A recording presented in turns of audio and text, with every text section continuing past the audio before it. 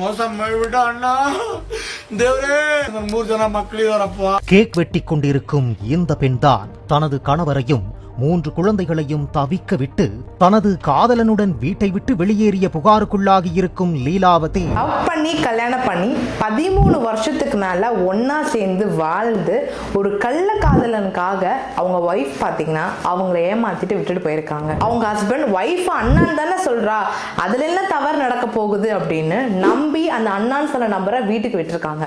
அப்போ இவங்க 2 பேருக்குள்ள பாத்தீங்கன்னா அஃபேர் ஏற்படுது. அப்படி ஏற்படும் பொழுது ஒரு காலகட்டத்துக்கு மேல ஒய்ஃப் அவங்க ஹஸ்பண்ட் தெரியாம இவரோட வெளியில போறது, புதுசா ட்ரெஸ் வாங்குறது அப்படின்னு சொல்லிட்டு இருந்திருக்காங்க. இப்போ இவங்க 2 பேரும் பாத்தீங்கன்னா ஓடியும் போயிட்டாங்க. இதனால மன உளைச்சலான அவங்க ஹஸ்பண்ட் என்ன சொல்றாருன்னா, எனக்கு 3 குழந்தை இருக்கு, நான் 13 வருஷத்துக்கு மேல லவ் பண்ணி மேரேஜ் பண்ணிருக்கேன், எனக்கு நடந்தது ஒரு மிகப்பெரிய துரோகம் அப்படின்னு சொல்லிட்டு இப்படி அழுதுருப்பாருங்க. இதே மாதிரி உங்க மேரேஜ் லைஃபும் அஃபெக்ட் ஆகக்கூடாது அப்படின்னா இந்த வீடியோ ஃபுல்லா பாருங்க. இந்த மாதிரி டே டு டீல் அப்படி சொல்லி கொடுத்துட்டு இருக்க உங்க அரணி அட்வொகேட் பேஜை ஃபாலோ பண்ண மறந்துடாதீங்க. ஒரு மேரேஜ் லைஃப்குள்ள நீங்க இருக்கீங்க அப்படின்னும் போது ஃபர்ஸ்ட் நீங்க பார்க்க வேண்டிய விஷயம் என்னன்னா, உங்க கப்பல்ஸ்குள்ள ஒரு மிஸ் அண்டர்ஸ்டாண்டிங் நடக்குது அப்படின்னும் போது முடிஞ்ச அளவுக்கு பேசி சரி பண்ணிக்க பாருங்க. இன்னொரு பர்சனை என்னைக்குமே உங்க ரிலேஷன்ஷிப்புக்குள்ள விடாதீங்க. ஒரு காலகட்டத்துக்கு மேல எந்த ஒரு காதல் திருமணமா இருக்கட்டும், ஏன் அரேஞ்ச் மேரேஜாவே இருக்கட்டும், ஒரு பாயிண்ட்டுக்கு மேல ஒரு சகிப்புத்தன்மை அப்படின்றது கண்டிப்பா வேணுங்க.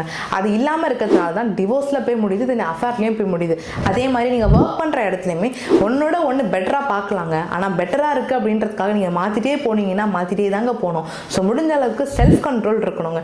அதே மாதிரி நீங்க செக்ஷுவலி சாட்டிஸ்ஃபைடா இருக்கீங்களா உங்க பார்ட்னரோட அப்படின்றத ஓப்பன் அப் ஆகி பேசி தெரிஞ்சுக்கோங்க. பண்றதுனாலேயே உங்க ரிலேஷன்ஷிப் இன்னும் ஸ்ட்ராங் ஆகிறதுக்கான வாய்ப்புகள் இருக்குங்க. எல்லாருக்குமே சந்தேகம் வரும், என் ஒய்ஃப் இல்ல ஹஸ்பண்ட் என்னை ஏமாத்திட்டு இன்னொரு பையனை லவ் பண்ணிட்டு இருக்காங்க, இதான் பனிஷ்மெண்ட் வாங்கி கொடுக்க முடியுமா அப்படின்னு பாத்தீங்கன்னா கிடையாதுங்க. ஏன்னா முன்னாடி அடல்ட்ரின்றது ஒரு கிரிமினல் அஃபென்ஸா இருந்துச்சு, பட் இப்போ அது கிடையாதுங்க. ஸோ முடிஞ்ச அளவுக்கு உங்க பார்ட்னரை ரொம்ப கரெக்டா சூஸ் பண்ணிக்கோங்க. நான் சொல்றது கரெக்டாக நினைச்சீங்கன்னா கண்டிப்பா கமெண்ட்ஸ்ல சொல்லுங்க. தேங்க்யூ.